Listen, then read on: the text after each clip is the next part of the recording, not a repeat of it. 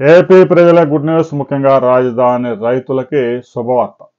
అమరావతి రాజధానిలో 3 big updates వచ్చాయి.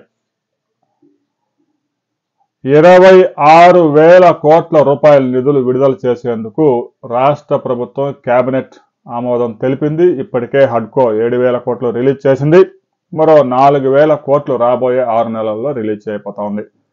World bank కూడా ఈ ఆర్థిక సంవత్సరంలో 15,000 కోట్లు రిలీజ్ చేసేందుకు సిద్ధమైంది. కొన్ని ఫార్మాలిటీస్ పూర్తి చేయాల్సి ఉంది కాబట్టి ఆ నిధులు రావడానికి 45 డేస్ పడుతుంది. ఈలోగా హడ్కో విడుదల చేసిన నిధులతో జనవరి నుంచి పనులు వేగంగా చేపట్టాలని కూడా మంత్రి కేబినెట్ నిర్ణయించింది.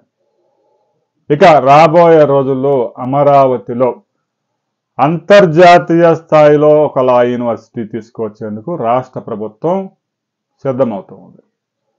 దాదాపు 280 ఎకరాల్లో హైదరాబాద్లో ఎలాగైతే నల్సార్ యూనివర్సిటీ ప్రతిష్టాత్మక యూనివర్సిటీ ఉందో, అమరావతిలో కూడా అంతర్జాతీయ స్థాయిలో, జాతీయ స్థాయిలో కాదు అంతర్జాతీయ స్థాయిలో ఒక యూనివర్సిటీ రాబోతా ఉంది. రాష్ట్ర ప్రభుత్వం మౌలిక సదుపాయాలు, భూమి ఇవ్వడానికి సిద్ధమవుతా ఉంది.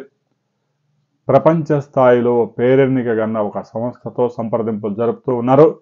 పీపీపీ మోడ్లో ఈ యూనివర్సిటీ రాబోతా ఉంది. ప్రపంచంలోనే నెంబర్ 1 యూనివర్సిటీ, లా యూనివర్సిటీ ఎక్కడ ఉంది అంటే అమరావతిలో ఉంది అని చెప్పుకునే విధంగా యూనివర్సిటీ రాబోతా ఉంది. ఇది ఏ గ్రామ పరిధిలో వస్తుంది? లా సిటీ, ఏదైతే హైకోర్టు జడ్జి క్వార్టర్స్, హైకోర్టు భవనం కొత్తగా నిర్మించబోయే 44 అంతస్తుల భవనం, ఆ సమీపంలోనే ఈ యూనివర్సిటీ రాబోతా ఉందని తెలుస్తూ ఉంది. ఇక 2027లో అమరావతిలో జాతీయ క్రీడలు నిర్వహించేందుకు ప్రయత్నం చేస్తాము అంటూ మంత్రి ప్రకటించారు. జాతీయ క్రీడలు నిర్వహిస్తే అమరావతి రాజధానిలో మరో స్టేడియం కూడా వచ్చే అవకాశం ఉంది. ఇప్పటికే అమరావతి రాజధానికి ఆనుకొని మంగళగిరి సమీపంలో ఒక అంతర్జాతీయ స్టేడియం ఉంది. దాన్ని మరింత డెవలప్ చేస్తున్నారు. జాతీయ క్రీడలు జరిగితే ఒక భారీ స్టేడియంతో పాటు మరికొన్ని 2-3 చిన్న స్టేడియంలు కూడా వచ్చే అవకాశం ఉంది.